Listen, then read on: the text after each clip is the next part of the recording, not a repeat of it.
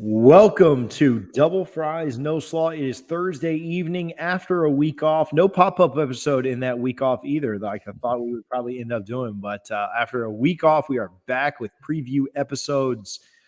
Florida State welcomes the Fighting Walt Bells, UMass to town this weekend in a game that a lot of folks have been waiting for a long time. And if you haven't been waiting for it for a long time, you've probably been waiting for it since the Jacksonville State game. So anyway, a game that people are excited about for different reasons. Florida State, UMass, we're going to preview it here, talk a little bit about the team up to this point at the midway point of the season. But Richie, how you doing this evening? I'm doing good, yeah, man. And Walt Bell and Dante Pippleton both making their return to Tallahassee, and I've watched Walt Bell and Dante Pippleton run offense in Doak Campbell Stadium many of times, and I can say it's going to be a relaxing episode because I'm not overly worried. Yeah, no, it's definitely feels good to be going up against those guys as opposed to having them on your staff. UMass is pretty terrible. We'll get into them in just a little bit, but not terrible. Did you like that transition? Guthrie's in Tallahassee. When you are up there this weekend, when you go up for the game or just anytime you're in Tallahassee, go ahead and hit Guthrie's. Get your box, Double Fries No Slaw. Visit both their locations at 1818 West Tennessee Street and 2550 North Monroe. Tell them that Double Fries No Slaw sent you. All right, Richie, let's jump into this game. Or no, we're going to talk a couple other things. A couple more things before we get into that. Little recruiting news this weekend. Do you want to break the news? I mean, it's been broken. You're not breaking news, but update the people on Florida State with some not great recruiting news this weekend. Yeah, I mean, I think we touched on Aluba already, and with almost immediately after he decommitted from Florida State, the next day he committed to Georgia, which was no surprise at all. And then Florida State did lose a 4-star defensive end, Travion Williams. And if you've been listening to this show, that may come as a surprise because we don't really dive deep into it. But if you follow, the 247s of the world, you knew this was trending that way. He had been to Mississippi State, I believe, 2 games in a row, and he's going back this week for his 3rd straight Mississippi State home game. Kids from Mississippi are really tough to hang on to. People remember Charles Cross, who Willie Tiger got to commit early, a great eval, blew up to be a 5-star prospect, and the season didn't go well, and he ended up at Mississippi State. I think the last, true elite Mississippi prospect Florida State landed was Cam Akers, which was a great job by Jimbo Fisher to pull that one off, because most people, even on coming down to signing day, had questions. But yeah, Travion Arnold is out now. And Travion Williams, not Arnold. He's out. So it'll be interesting. And who knows, in a few weeks, we'll probably get, a Newberg or maybe a Zach Blostein. Shout out to him for getting full-time status with 247 and do a deep dive in recruiting. But yeah, not great news. But there's a lot of good news with prospects, some LSU prospects that Florida State is looking to flip now that Edo is gone. So check out, whatever recruiting site you guys go to for that. And we'll make sure to get an expert on in the next few weeks. So not great week, but still overall pretty good momentum for Florida State. Yeah, don't check out just any recruiting site. I mean, they don't pay us to say this, but 247 definitely is like, I mean, there's a reason we keep having those guys back on over and over and over again. So, anyway, all right. So that's our recruiting update really quickly. Richie put this in the outline, and I love this. Oh, okay. One more piece of news before we kind of get into stuff. Jermaine Johnson, midseason All-American through CBS. I commented this when we when it was announced the other day. I don't remember if I did it from my account or the pod account, but it did it from somewhere. Is he the best player in the ACC? Like, I know I'm a homer. I know that he's our only good player. But is he the best player in the ACC? Like, who else is up there? Like, who's the top 5? It's tough because obviously with different positions, Kenny Pickett is everyone. He's skyrocketing up the Heisman, rankings right now, so to speak. But if you're just looking at best player who's making the biggest impact on his team, there's probably other guys in that realm of Johnson or close to, but he's definitely on pace to be the ACC defensive player of the year, right? No. It's so hard to judge defense versus offense unless it's like a dominant guy like Aaron Donald or Ndamukong Suh, who's just clearly the best player. Johnson's really, really good, But comparing him to a guy like Kenny Pickett with the season he's having, it's tough to say. But defensively, I'd take Jermaine Johnson with my first pick in the ACC redraft right now. Yeah, no, he has definitely been a massive hit for Mike Norvell, and that kind of takes us into our next segment, which this is one that I love. That Richie kind of threw. TJ, you're on mute again.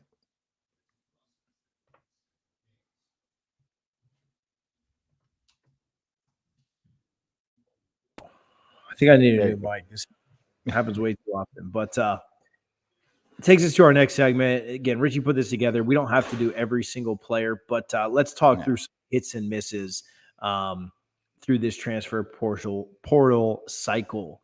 You can list them. You can list guys off. Jermaine Johnson, massive hit, probably one of the biggest in the entire country. Best player on Florida State's team this year. And that's not saying that Florida State is, I think the roster is performing right now better than maybe we anticipated. And then we got off to a rocky start, tough start. But that's not even like, he's just top. But he's that good. And make no mistake, he would be having a lot of meaningful snaps on the best defense in the country and the number one team in the country right now had he stayed at Georgia.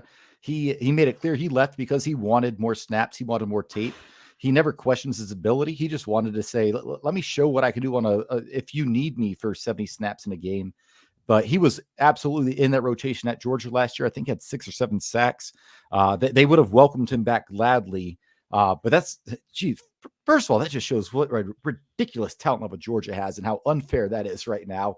But it also shows that they lost the best player in the ACC and they're still the best team, the best defense in the country. Exactly. But yeah, that's where they're at right now. And that's where we hope to get back to one day. We'll see. But it's definitely no slight on anyone on Florida State's roster or the ACC. Jermaine Johnson had that potential. Now that he's had the opportunity, he's proven, he's that good. He's pretty nasty. All right, who else is in there? We can start from the bottom. Yeah, start from the bottom over here. First transfer of the cycle. Have been really, really early in bowl season, even, which I know we weren't bowling, but December 3rd, Mackenzie Melton transfers to FSU. Would you call this a hit or a miss? I'd say it's a hit because you were taking a gamble on his athletic ability while also understanding he's probably a really good locker room guy. And I think that's kind of what's worked out. He had his chance. I don't think Milton's bitter I think he kind of accepted now from this point out, this is Jordan Travis's team.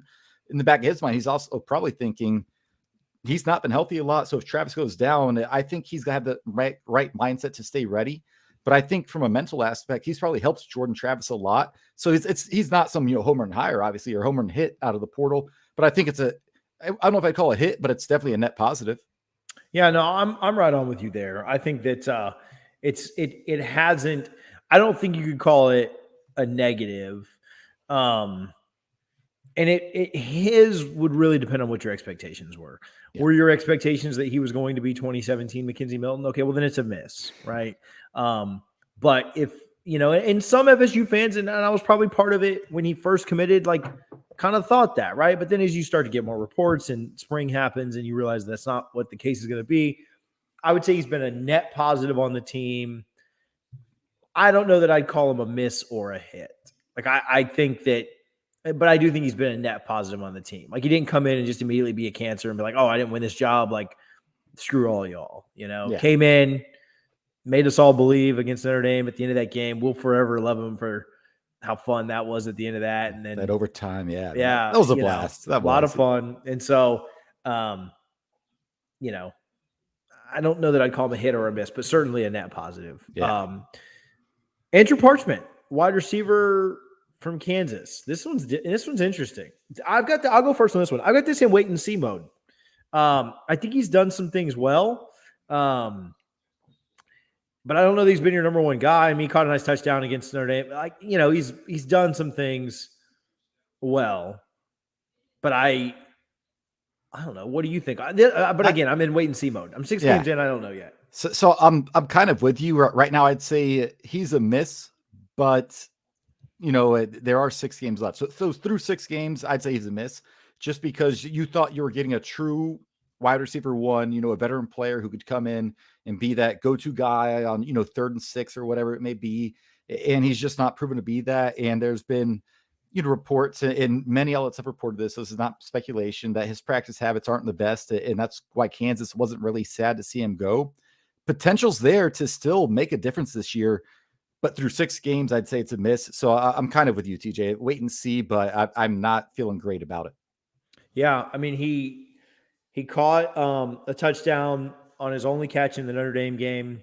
Had a pretty good game against Louisville. It was. Five receptions for 86 yards and a touchdown. So played well there in that kind of comeback. And then they don't have him with any stats for UNC. And I just admittedly probably should have done a little bit more research here. Well, a true freshman Malik McLean has taken his starting job. So yeah, did he not play against UNC? Is that I can't recall if he did or not, but he may not have had any targets. So he might have played just with no targets again. But we also only threw 13 passes against UNC, so we ran the heck of the ball. Yeah. So probably play, but didn't make a big difference there. Yeah. So yeah, I'd say it's a slight miss, but again, I'm leaning more towards miss, but I've been waiting. If he has 70 yards and 2 touchdowns and win at Clemson next week, we're singing a different tune. He's a hit. So so that's what I said. It's through 6 games, and those first 4 games, not to sound like a cop-out, the first 3.5 games was a different team than the last 2.5 games, and we'll see if that continues. But again, we'll see. For sure.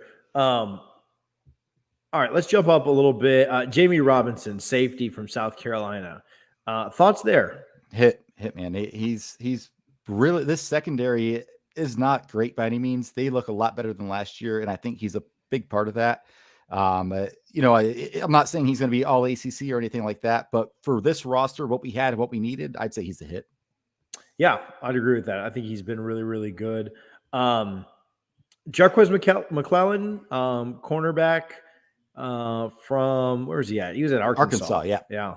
I don't know, man. That's he's getting a decent bit of snaps, but not really making a difference. But I don't think we brought him in as a difference maker. I think we brought him in as depth. So I think he's on track, but not necessarily a hit or miss right now. Yeah. I don't know that he's done enough to really classify as much one way or the other. All right, we can go with another one here. Keir Thomas, South Carolina, defensive tackle for the Noles. Massive hit. This defensive line, it's wild when you think you lost, multiple draft picks from last year's line that was not any good at all. And this defensive line has been the strength of the team through 6 games, and Keir Thomas is a big reason, and Jermaine Johnson. So thank God for the transfer portal when it comes up front this year on the defensive line. Yeah. Let's do one more unless you have anybody else that we can kind of get into. I mean, there are other guys too, but yeah, I think they're all kind of wait and see. But Dylan Gibbons. On the field, I think he's been good, or, he's what we needed on the field, but I'll say he's a hit because of such the positive PR aspect Florida State got from him and what he did with Timothy, and now big man, big heart with Josh Newberg. And from all accounts, all the players like him. He recently got engaged. All his teammates were super happy. So it's kind of like Melton, but more so on the playing field as well. So definite net positive. He's definitely helping out the offensive line. He may not be great. He's average at best in the ACC. But when you look at the totality of what he brought to Florida State, I'm happy. Yeah, no. I think he's a hit on the field too. I mean, Florida State's offensive line, we talked about this with Melton. But same thing here. It's what your expectations were. Well, he raised the floor of the offensive line from a leadership perspective. Obviously everything off the field is just tremendous and means so much more than anything on the field anyway. But on the field, hit or miss, this guy was a hit.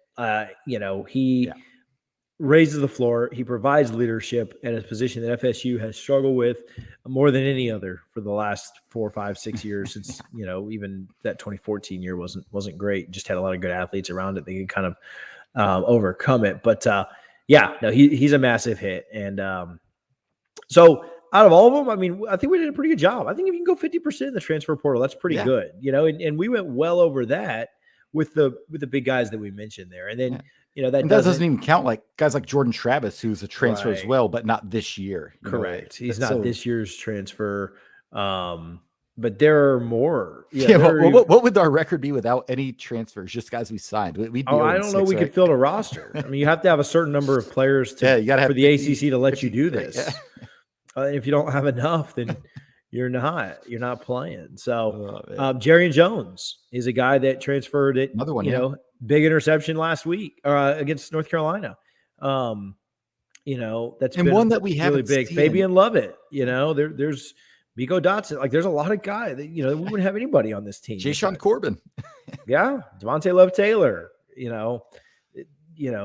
So thank God for the portal, man. Where would we be without it? I mean, we probably wouldn't even have a roster. I don't know what to say. We'd be UMass. Yeah. Oh my gosh. Thank God we're not them. So, all right. That was fun. That was I like that segment, that hit or miss of the portal. So this is a good one. We can skip to this. I like this. I like the way you titled this, State of the State. As crazy as it sounds, is FSU the most stable ground in terms of the future currently in the Big Three? I want to tell you this, and then I want to get your answer because you wrote that, so I'll let you answer it first. But I legitimately asked a Gator fan this week because we know we're in more stable ground than Miami, right? Yeah. But yeah, the argument there is Dan or Mike, right? And what does the future hold? But I asked a Gator fan this week if they'd rather have Mullen or Norvell. No lie, and they absolutely told me I'd rather have Norvell. And really, their reasoning for that was Mullen may be a better coach, right? Might be. He is for up to Mullen, this point in their career. Yeah, maybe, but their point was going forward. Like maybe down the road, Mullen, it turns around. But we know what Mullen's ceiling is. And we know that he is an 8-4 to 10-2 coach, and he's never going to be any better than that ever. And that's fine. Like winning 3 and 4 games a year, we'd probably take that right now. Like if you guaranteed me 8 or 9 wins, I'd be like, dude, it'd be so nice to just win most Saturdays again. Like now from what we've been at. But this Gator fan told me, but there's the chance that Norvell's not full of crap and that he is going to figure this thing out at Florida State. And so he's like, give me the chance for greatness. Because I know that I'm never getting greatness with Mullen. So just move. I'd rather just have Norvell, right? Like if I could pick one or the other right now, just give me Norvell. Because at least I have a chance of him turning around. Now, who knows if he does or not, right? Like obviously we think he's the guy. We want him to be the guy. But they're not so happy with the old Danny boy over there at UF. They're really not. And when I typed this out, it was tough because I wasn't sure myself, which way I thought. I think we can all agree Miami's kind of out, right? Like they're by far the worst shape of the Big Three. They have a lamed up head coach. They have the number 60 recruiting class in the country with 8 commits, most of them who are taking visits this week into other schools. They don't have a single commit inside the 3 counties closest to Miami. That is a dumpster fire and a disaster. And it's weird because after we lost to Jacksonville State, we thought Miami's worlds ahead of us, and Florida was, right? I feel like we've almost passed Miami to where we're going to be disappointed if we lose to them this year, TJ. And that's weird to say. Florida's still way ahead of Florida State, I think, but I think we're closing that gap. It's the uncertainty with Mullen that makes this question interesting. Because say they, and I don't think they will, but say they upset Georgia and finish, 9-3. And then they fire Grantham and they somehow, poach a guy like Dan Lanning, who's, defensive coordinator at Georgia, but everyone's splitting credit between him and Kirby Smart. And then all of a sudden Florida, gets things together. So Florida is still closer, I think, to being where the whole Big Three wants to be. But I do like Florida State's position right now where we are just because, we know Norvell has at least another year. Recruiting momentum is going pretty well, depending on the season. We feel like the team's improving. Obviously, next week, Clemson will be a big test for the offense because Clemson's defense is still nasty. Their offense is not good at all. But it's so interesting to me because I don't know how to say it. I think Florida, if I could pick any place to be right now, I probably would pick Florida because you're one upset in one firing of a defense coordinator and hiring of an offense coordinator. Plus you have who I think is a legit Heisman caliber quarterback on your roster, and Dan Mullen refuses to play him, but we'll see if that changes with Georgia. But I do think Florida State's probably the safest bet, right? So Florida's your high risk. Florida State's kind of like a safe bet, and Miami's like that, buying Blockbuster stock in 2021.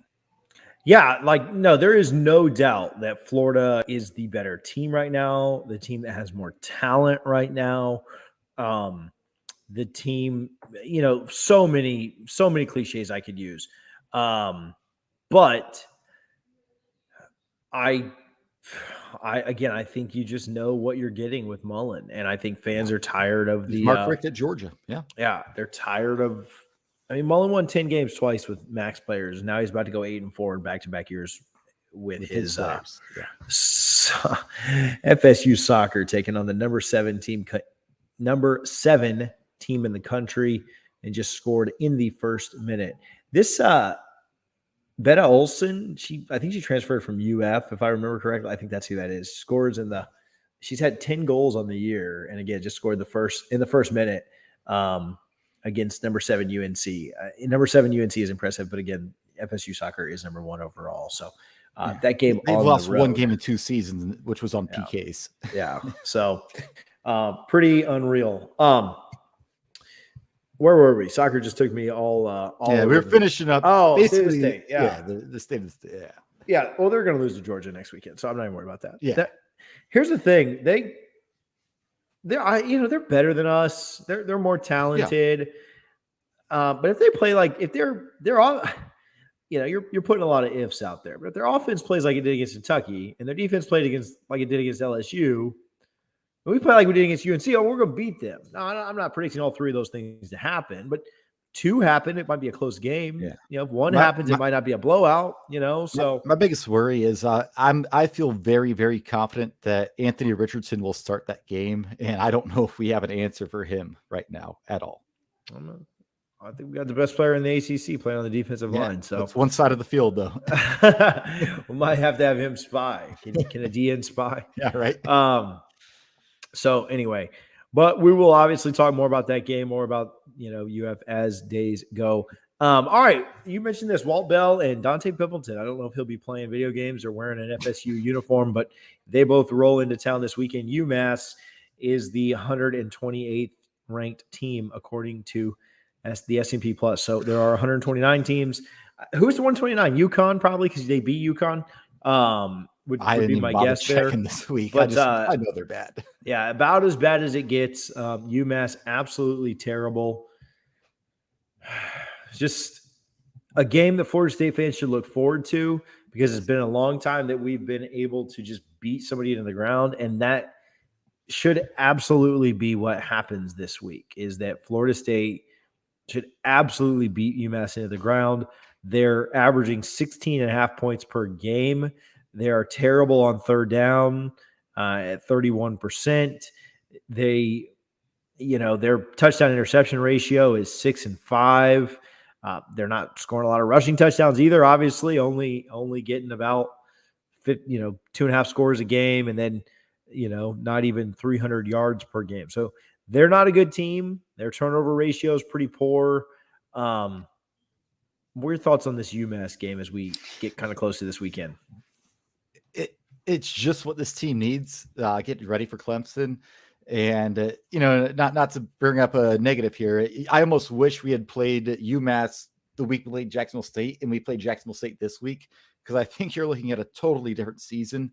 This UMass team is bad.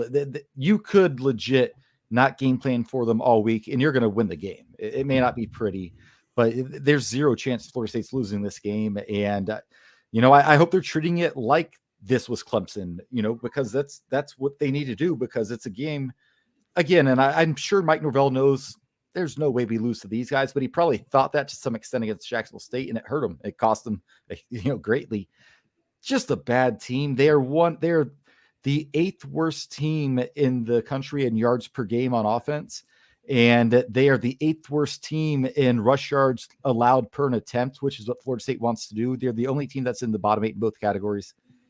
It's just it is the perfect tune-up game, so to speak, that you would normally play, week 1 or week 0.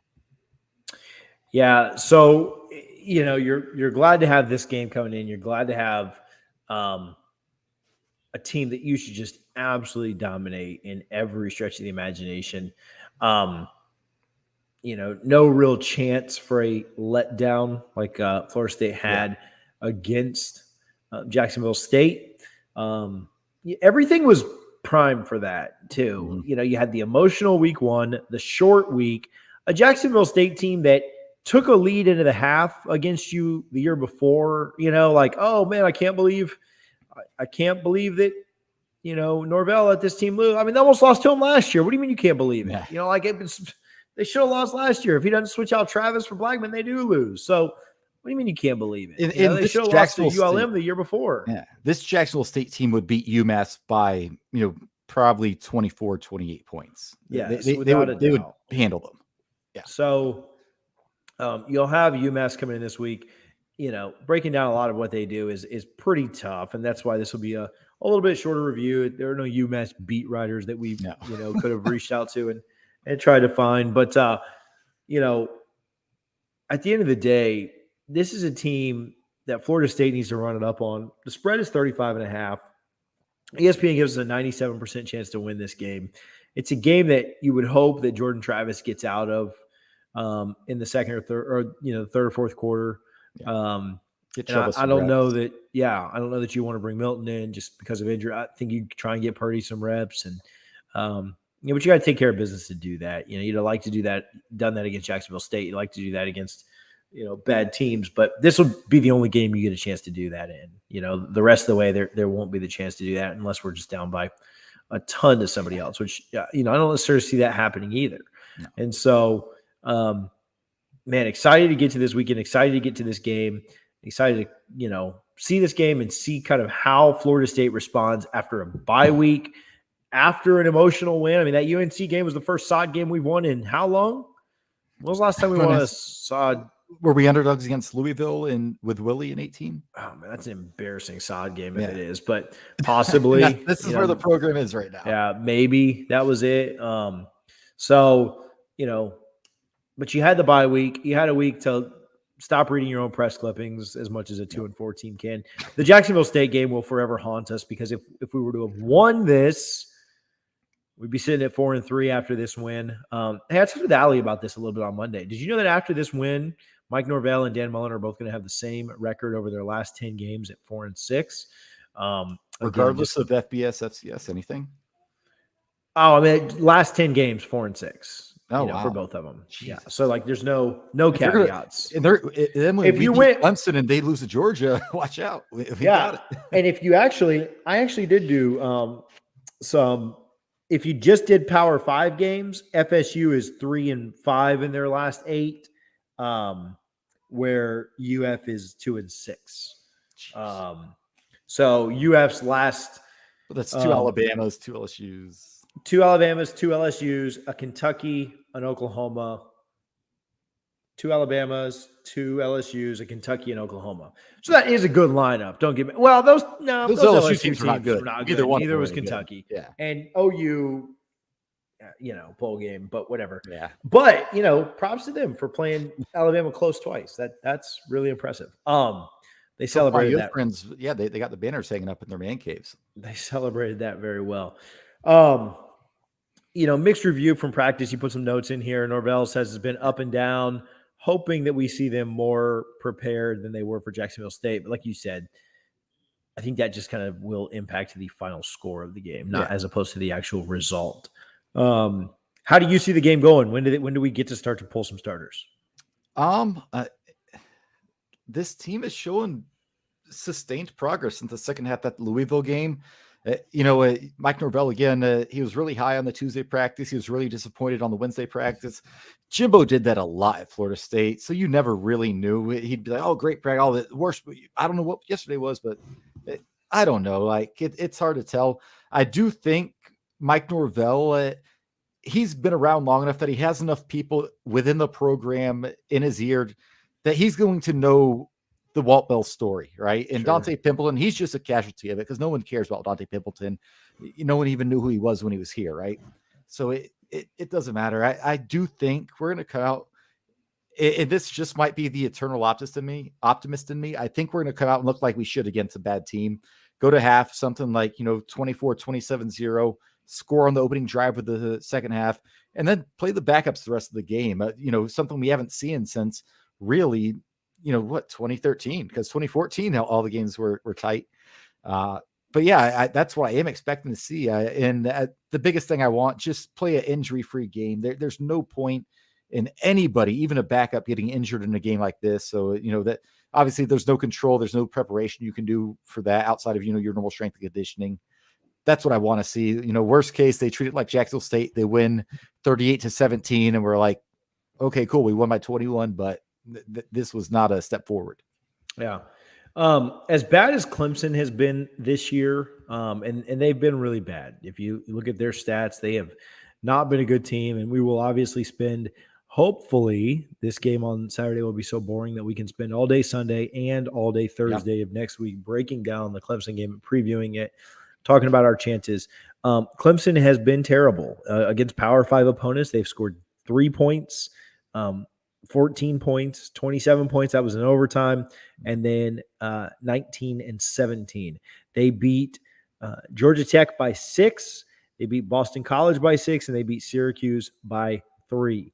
Could easily they've won 3 games by 1 score. They could easily have 3 more losses. They've not blown anybody out except for South Carolina State, in which they did score 49-3. So as bad as Clemson has been, when they have played just an absolutely god-awful team, they have dominated, and they have run it down their throat. And that's kind of what we need to do as well. Clemson's not good. I don't know that. I certainly wouldn't call us at 2-4 good. No, we're playing a really bad team, and it needs to be a blowout. So, you want to make some picks? You want to do some picks on this? Yeah, you want to do this game, then jump into prize picks? Let's do. Yeah, give me your prediction on what you think's happened in this game. All right. So like I said, I'm the eternal optimist, and I just really do not like Walt Bell. I hated the way he handled the Sam Howell situation. I understand why he did it, but I still hate it as a Seminole. Pimpleton, sorry, man, you're just a casualty of war at this point. I do think Florida State's going for the jugular in this one. Listen, twice out of 4 games last year, UMass got shut out. One of them by TJ's alma mater, Liberty, and also by Georgia Southern. They did not score a single offensive point against FAU, losing that game 24-2 to Willie Taggart. I am going to call that Chip Baker is going to present Adam Fuller with a spiked baseball, Florida State 49, UMass goose egg.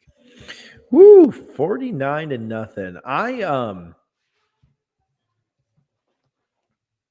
like the 49, but I don't know that we get the goose egg. I'm going to go 49-13. I got a couple busts in coverage. Like, I just, until I see it, I hope you're right. But I got 49-13. So I like your offensive prediction. They get a couple of scores, maybe a touchdown, a couple of field goals, and call it a day.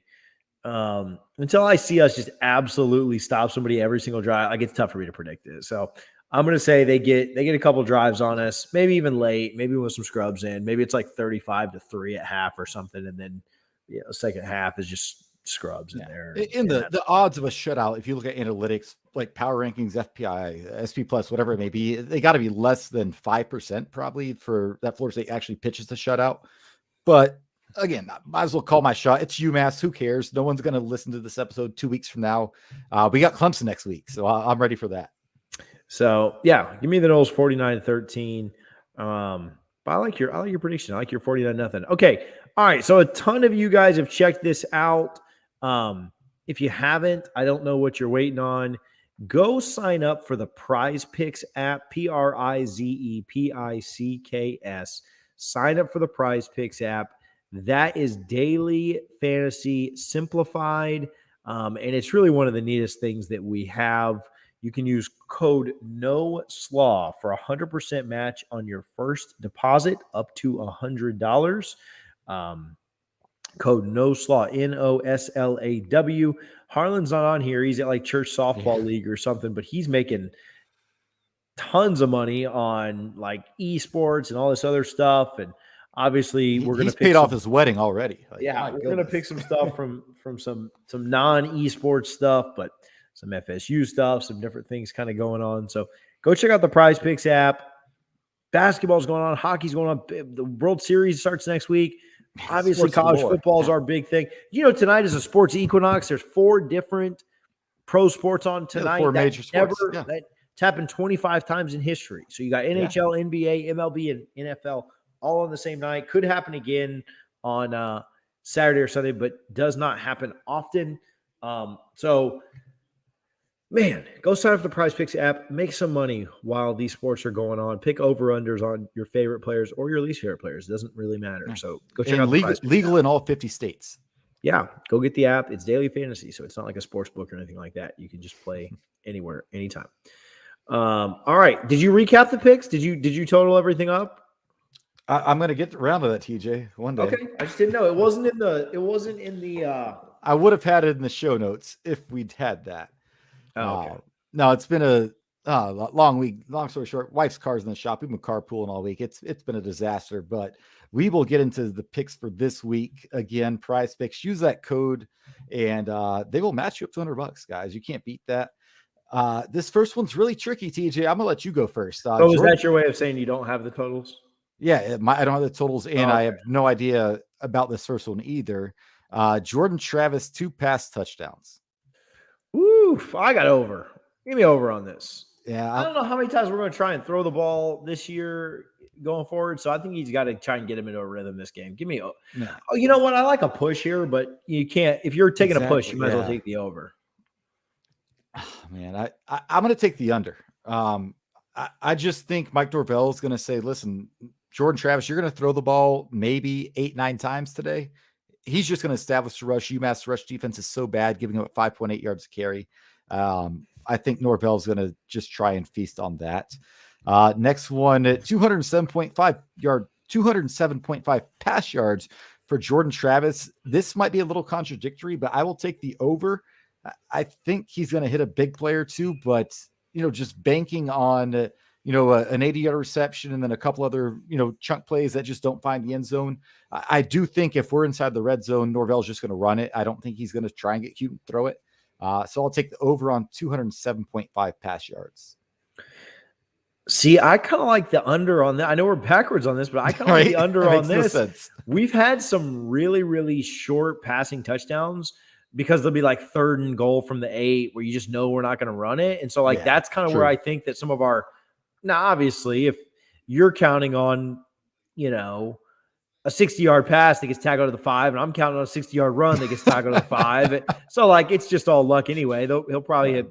It's UMass. What are we doing here? Good news is we're picking 4 different things between these two. So, one of us is going to be right on one of them, or on both of them at least. So, I guess we both can't go over. Yeah, but give me the under here. I like the over on the next one, though. I'll go and say it before you even do it. That way. All right. So I'll give you the over on Jayshon Corbin, 92.5 rushing yards. This is the hardest one for me because I don't think he's going to play much in the second half. But if he busts one 60-yard run, he's going over, right? I'm just going to keep the trend alive and take the under. And under you. So when we do catch up on these, this is going to be interesting. Ontario Wilson, 46.5 receiving yards. I'll take the under. Yeah, what's tough is if he sets up any of those plays like they had last week, to him straight in the middle. I wouldn't think we run that twice. I think we'd maybe save that for something like Clemson. But yeah, I'll take under here. All right, and then the TJ special, Jameis Winston, Monday Night Football against Seattle in the Caesars Pizza Dome, whatever they're calling that thing nowadays.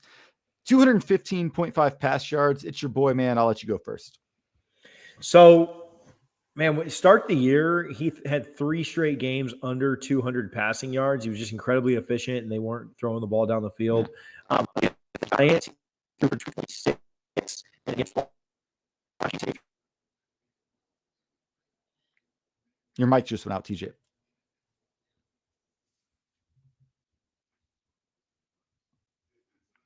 Yeah, that's so annoying. I'm so sick of that thing happening. But he had 279 against Washington. Seattle's not good. I mean, their defense is not good. Wilson being out, that and the Saints do have a good defense. Yeah, I like him to go over here. I mean, I think they're going to throw the ball more, not because they have to, but just because I think they'll set up the run, and they like to take deep shots with him. And he's had a really good year so far, and so I think they'll continue that. Do you have any idea when he's getting his top 2 receivers back? That's what's kind of crazy is he's put together a pretty impressive year. Yeah. 60% completion, 12 touchdowns, 3 interceptions. I know that I am the homer that makes excuses for every one of the interceptions, but the first interception was the last play of a half, just like throw it up with less than a minute to go in a half on a 3rd and 15. Yeah. And it was intercepted at like the 10 and resulted in no points the other way. Well, one of his touchdowns was a Hail Mary that's never gets converted in the NFL. So those two kind of cancel each other out. Yeah, I mean, I'm fine with that, And then the other one, the one that he just threw against Washington this week, his offensive lineman stepped on him while he was making the throw. Broke his ankle. Yeah, so I think he's been pretty good this year. Yeah. His intercept, both of his mistakes. I mean, you throw an interception because your offensive lineman backs up into you. It's tough to be like, how could you do that? So he's been much more careful with the ball. Obviously, his yardage is down because of that, but they have the best running game he's ever had with the craziest weapon ever in Alvin Kamara. So, yeah, I'm going to say over. Seattle has the 28th ranked passing defense in the country. I think Sean Payton, Monday Night Football in the Dome, I think he's going to go for fireworks. So I'll take the over there as well. All right, I think that's it for us. So, again, Go download the Prize Picks app. Check it out. Grab that. Use code NOSLAW for a 100% match up to $100 on your deposit. Basketball time, just about. You want to tease the basketball a little bit? Yeah, it's coming soon. Yeah, 20 days. Just real quick this week, the top 25 preseason came out for both the men's and women's basketball teams. Florida State comes in at number 20, and the women's team with Coach Sue Semrau returning after Brooke Wyckoff did a phenomenal job in the interim at 16th. And the men picked second to finish in the ACC behind Duke. And stay tuned. We may have a little something for you all the next week. I know we missed a pop-up show last week. But we might make up for it with a TLC double C heavy talk this week potentially. Okay, cool. So the other thing, we'll go around the horn real quick. We'll recap all this on Sunday. I'm trying to think of what day stuff's happening. Obviously, Florida State plays UMass on Saturday at noon. Soccer is playing right now, or if you're listening to this on Friday morning, they played last night at 8 p.m. When we signed off, they had a 1-0 lead against number 7 UNC. They then play Duke on Sunday. So go right down the road from Chapel Hill to Durham to play Duke on Sunday, October 24th at 2 p.m. Volleyball plays a couple this weekend. They go up against Virginia Tech. That game is on Friday, and then they go up against Wake Forest on Sunday. Men's tennis is participating in the ITA Southeastern Regional Championships in Gainesville. Men's swimming and diving is going up against Georgia Tech. And shout out to Petra of FSU women's tennis. Was a finalist in the Southeastern Regional Championships last week, and she'll advance to the next round there. So shout out to her and the FSU women's tennis team as well. You have any shout outs? It's a lot. It's a lot to go through. Everything's kind of in full swing right now. All right. You have any shout outs or anything before we get out of here? Yeah, real quick. Very special day for my family. I put it out there earlier today. Be my dad's 79th birthday today. And, we're beyond the morning stage. We just remember the good things nowadays. And it makes it even more special. It's my sister and my brother-in-law Joe's 3rd wedding anniversary. They chose to get married on my dad's birthday, knowing the potential stress of the emotions of doing that on his birthday. But it was phenomenal. So I got able to catch with my mom and my sister today. Got to remember my dad. So again, a great day, and just excited to get to this weekend. Hopefully a short day of work tomorrow and into Florida State UMass. Heck yeah, man. Well, shout out to your family. Shout out to Pops and your sis. Glad that you guys are able to have a good day. In spite of how tough a day it could have been.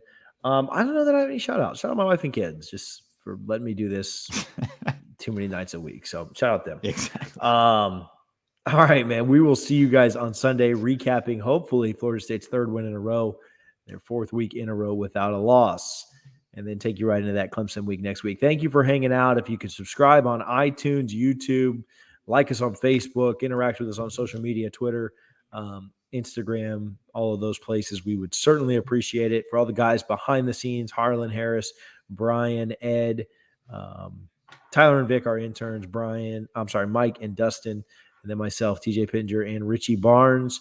We appreciate you guys for your support. We will see you on Sunday. Until then, go Noles.